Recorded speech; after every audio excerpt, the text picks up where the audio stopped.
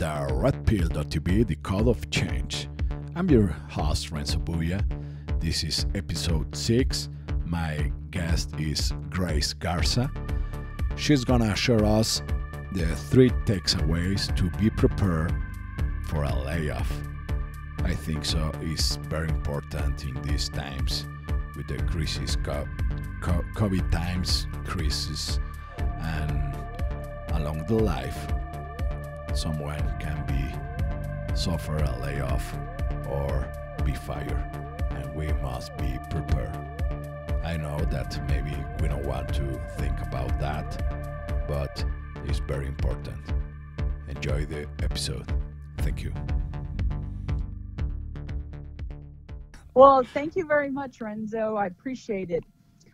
Much like many people at this time, I have been through a few layoffs myself, and what I think it's really important to do, the first time I was laid off was after 9/11, which was somewhat unprecedented and totally shocking. None of us understood what was going on. So I learned a few things during that time that the second time I was laid off, which was in 2015, I had much more of an understanding of what I needed to be doing prior to the layoff. So a few things that I would like to discuss with your audience is some of the key things that I've learned. And I've learned a few things that I'll just go off here on. As I've said, the top 3 things is the first one is what to do on day 1 when you get hired, what to expect. And then the second thing is what to do during the time frame that you are employed. And then the last thing that I want to talk about is the day that, I hate to say it, inevitably, many people will go through a layoff or a firing. And so I kind of want to look at it that way. So if you don't mind, I can start on what to do maybe on day 1. Is that okay if I begin now? Perfect. Okay. It'll be great. On day 1, when we get a new job, the first thing, you're doing the onboarding and you get handed equipment like a computer or laptop, a cell phone, maybe keys to a vehicle. And this is unique to it's not unique to some companies, and to others it may be you get nothing. But the gist is still here. That the big concept here is to understand that what the company owns belongs to them and not to you. And what does that do for you? Well, first and foremost, it's something that you have to think about. Don't put your personal information on your company's computer or even the cell phone that they give you. And we'll talk about it on the day that you get laid off, why that's important. But at the end of it all, make sure that you keep your personal information on the current phone you have, on your own laptop, with your own email address. That's personal, not business related. So that's really important because, like I say, we're going to go through the days of you being hired to the days of you being severed from your company. So that's something that you want to think about. So a couple of things that I have done in the past, which were kind of helpful to me, is that for people who are professionals or maybe just people who like to be engaged in networking, many companies will reimburse you if you join a professional association, a business association or group. So put the money out first yourself and then ask for reimbursement. Of course, obviously ask ahead of time to make sure that you are reimbursed.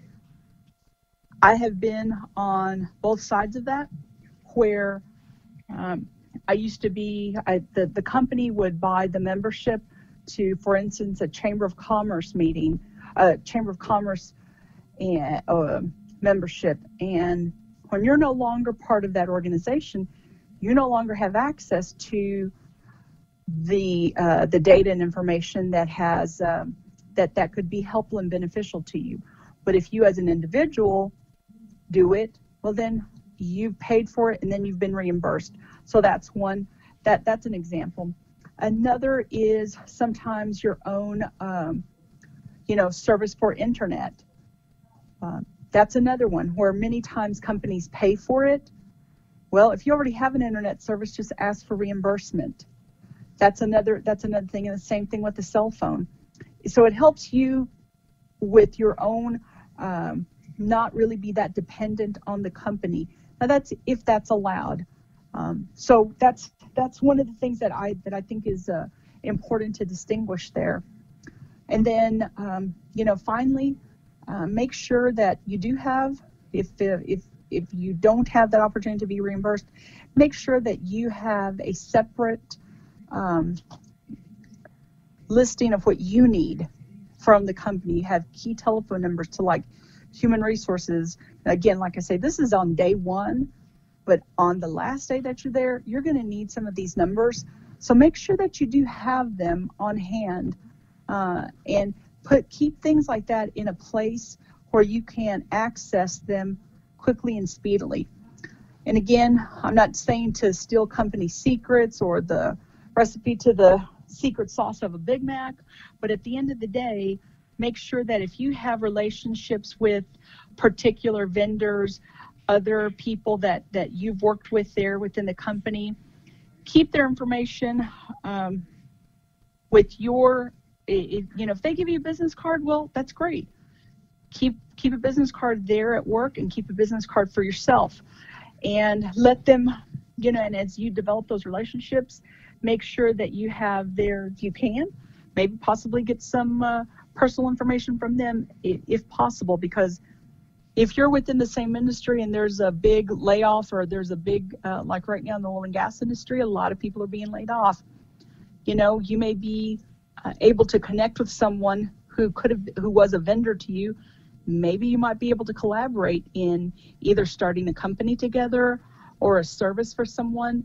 It's a collaborative essence, and no one wants to be alone while they're doing this challenging aspect of seeking employment. And they can be a sounding board for you and vice versa. So I often think of day one when you're hired as a day that you create your two worlds, your personal world and then also your business world. So that's kind of like how I see day one. And then, do you have any questions about that, Renzo? No, just I know that knowing the limit, no, about compliance, about what is legal, no, but I always think, no, that I'm a salesman, and the relationships at the end are your relationships, no. You grow your relationships with your clients, with the vendors, and I know that we have to be loyal to the companies that we work, but when they don't need you, a lot of times they are not loyal with you. You know what it's normal, this, no? And I'm totally agree that you have to separate from the day one, no, your personal life and your company life. Mm-hmm. And set that and make it a habit. Start it on day one. Make it a habit, because again, like I say, I hope everyone is doing well in their employment. But start with this practice of making it two worlds that you live in. And I think that's the important part. Again, you're absolutely right. If you have developed those relationships, those are your relationships. The company sees it as their relationships, but a relationship is between two people. And I think that's where there's that gray area. But again, if you go out with with a vendor, or if you're the vendor and you have a personal connection with someone that's a little bit greater than just, you're talking about the widgets that you sell or the service that you sell,